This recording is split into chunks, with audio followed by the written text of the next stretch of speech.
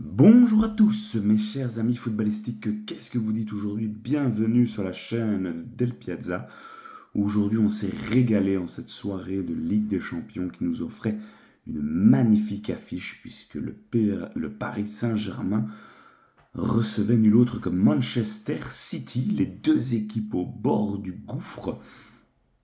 Ce soir c'était malheur aux vaincus et ce soir le Paris Saint-Germain s'est rassuré un match à deux vitesses, si on peut dire, avec une première mi-temps un petit peu, allez, un petit peu stérile et une deuxième mi-temps qui a tenu toutes ses promesses. Donc le score se termine sur un magnifique 4-2. Donc 6 buts euh, qu'on a pu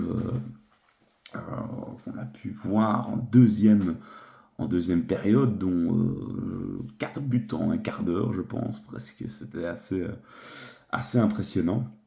Mais pour revenir un petit peu sur le début de ce match, on a en première période, même si voilà, c'était selon moi assez pauvre, mais quand même une domination parisienne.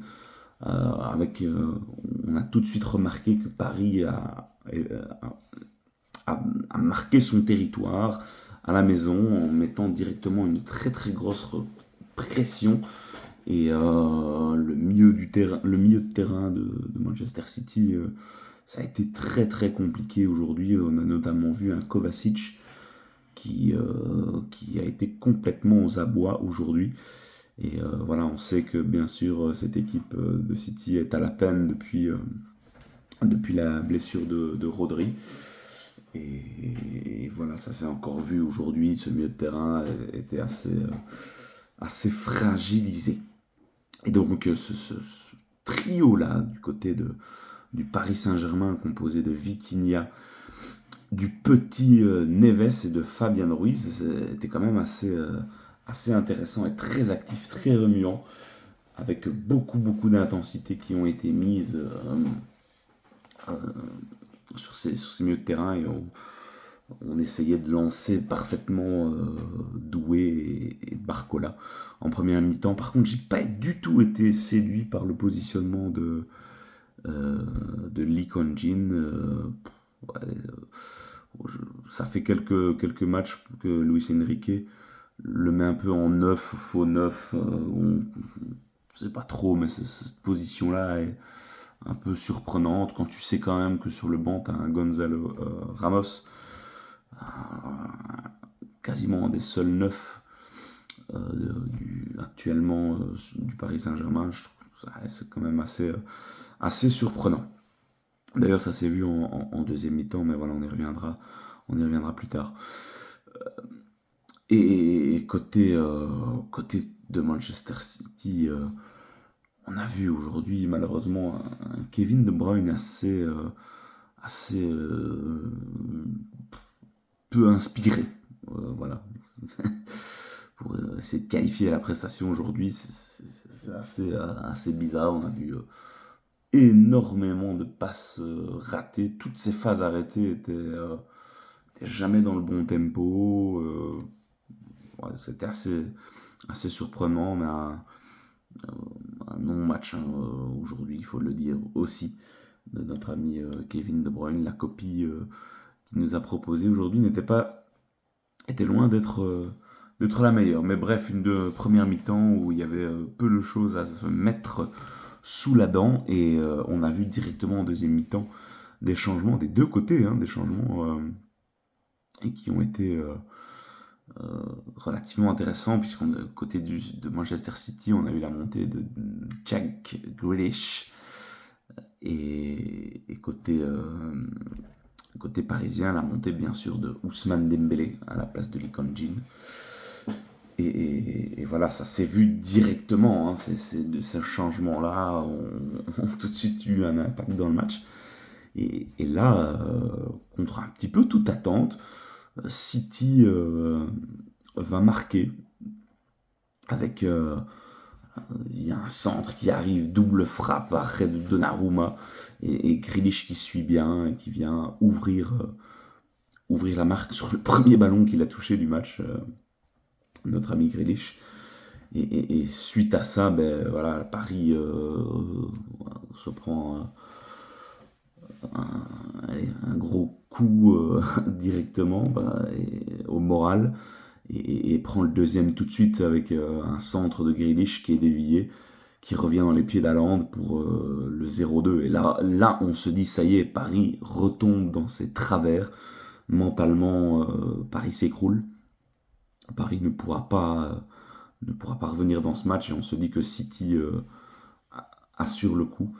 Mais quelques 2 minutes après, je pense, là on a une magnifique action de Monsieur Barcola qui va donner un centre magnifique à Ousmane Dembélé. Et Dembélé qui vient relancer directement le PSG. Et c'était très très impressionnant de voir Barcola. Il va quand même très vite, il est très déroutant. Et aujourd'hui, la, la- la performance qui nous sort, elle est quand même plus qu'impressionnante. Aujourd'hui aussi, je pense qu'il faut le mettre en avant. Encore une fois, c'est ce petit João Neves, hein, le milieu du Paris Saint-Germain qui a été partout au four et au moulin, à la récupération, à venir distiller de très bonnes passes. Et à mon avis, aujourd'hui, il mérite autant que Barcola d'avoir le trophée d'homme du match parce que très très très plaisant à suivre ce joueur. C'était un véritable régal. Pour ensuite, un petit peu plus tard dans le match, une frappe sur la barre de Doué et qui revient dans les pieds de Barcola. Barcola qui vient, cette fois-ci plus passeur mais buteur, et qui remet le Paris Saint-Germain à égalité. Et là, on le sentait que c'était terminé pour City, quoi. Mentalement, ils sont retombés dans leur travers de cette fin de saison, cette fin d'année 2024, où plus rien ne fonctionnait. Et on a senti là des joueurs fébriles mentalement, complètement perdus.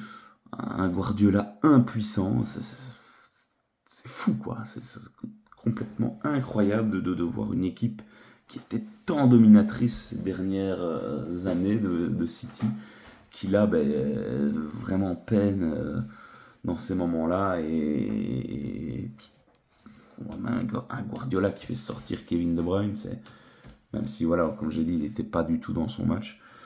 Les changements apportés n'ont servi strictement à rien. Gundogan, Lewis, ça a été très très compliqué aussi. Donc vraiment très décevant. Et puis ben, ce qui devait arriver arriva sur une magnifique phase arrêtée. Vous avez le fameux petit Neves qui va mettre une petite tête plongeante. Magnifique, très très. Et c'était mérité franchement pour couronner sa magnifique prestation. Et là, ben, à partir de ce moment-là, Paris, il n'y avait plus aucun doute. Paris était à l'aise, très en confiance. Il n'y a pas grand-chose à dire sur de négatif.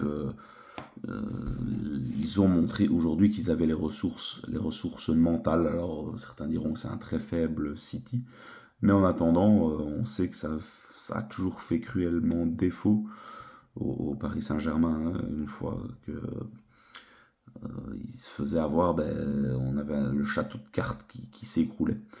Mais aujourd'hui, voilà, on a vu une équipe beaucoup plus mature et qui n'a pas abandonné et est directement revenu dans le match.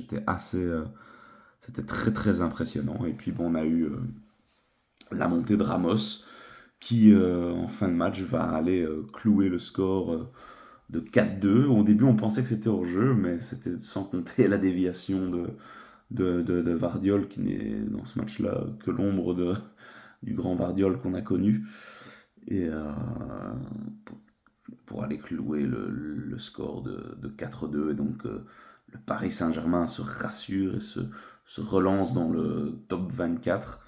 Alors j'ai pas analysé le classement exactement, Mais voilà, normalement, un match nul contre Stuttgart suffirait pour qu'ils puissent être certains de continuer l'aventure.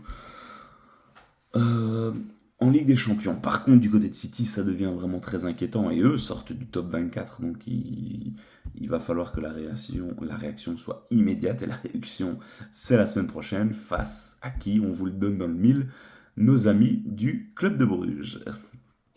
Donc voilà, un match relativement, une deuxième mi-temps surtout très très plaisante à suivre. Très déçu quand même de cette défense là de Manchester City. Même Ederson, on sent qu'il est plus très sûr dans ses prises de balles. Ouais, très Ruben Diaz, Akanji, ouais, c'est pas très solide. Et le milieu de terrain, de City, c'est assez inquiétant. Haaland, on n'arrive pas à le servir. Ouais, non, très déçu malgré tout aujourd'hui de cette perte de City. Et c'est encore une défaite qui risque de faire mal aux hommes de notre ami Pep Guardiola. Un petit mot quand même. Hier, j'ai regardé le match entre Bruges et la Juventus.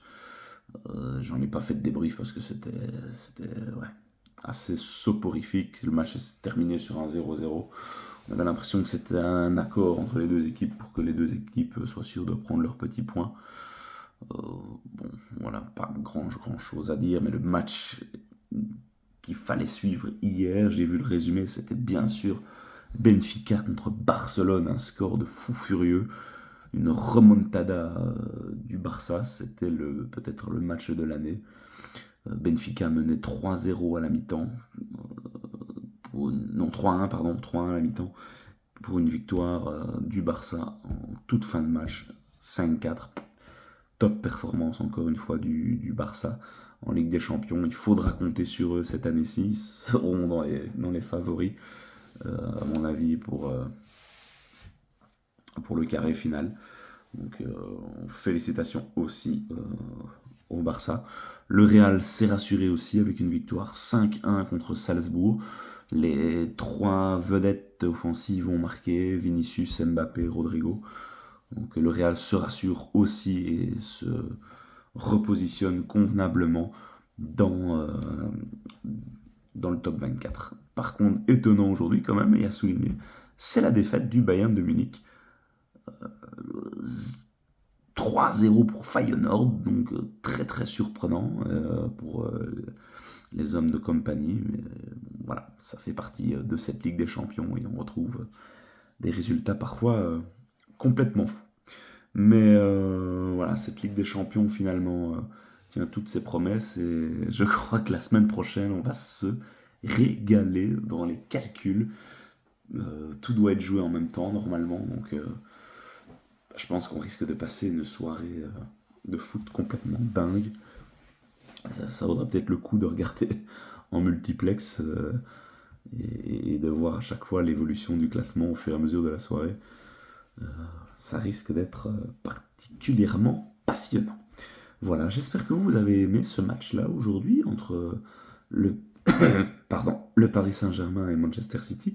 Dites-moi vous quels ont été vos tops et vos flops de ce match. Mais encore une fois, félicitations au Paris Saint-Germain qui aujourd'hui ont sorti une prestation digne de la Ligue des Champions. On se retrouve très vite sur la chaîne de Del Piazza, les amis. Il y a beaucoup de matchs qui risquent encore de tomber. On va débriefer plein de choses. Restez branchés et connectés. On se retrouve très vite, les amis. Je vous souhaite une bonne soirée à tous et à très vite. Prenez soin de vous. Ciao, ciao.